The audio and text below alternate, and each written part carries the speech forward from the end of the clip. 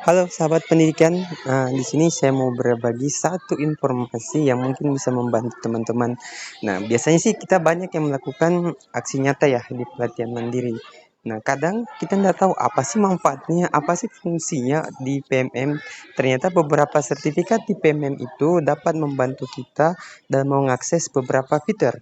Nah, contoh, gini, kita masuk ke perangkat ajar ya teman-teman.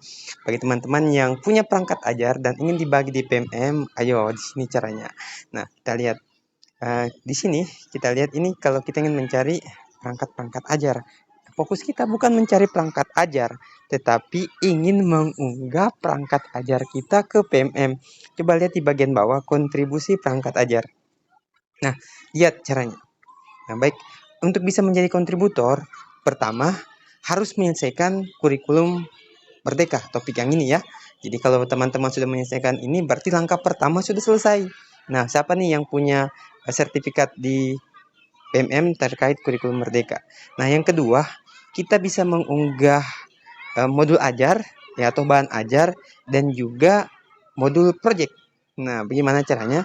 Nah, kalau teman-teman sudah menyelesaikan pelatihan di sini ya, teman-teman, kalau sudah menyelesaikan satu topik lagi, topiknya itu terkait ini, perencanaan pembelajaran SD untuk paket A.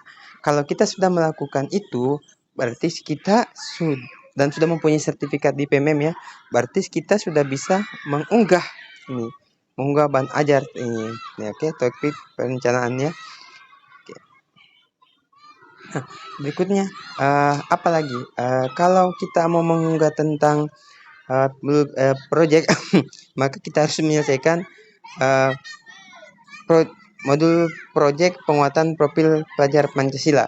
Nah, modul yang seperti ini, jangan salah teman-temannya. Jadi jangan salah, ini project penguatan profil pelajar Pancasila untuk SD atau paket A karena saya di tingkat SD.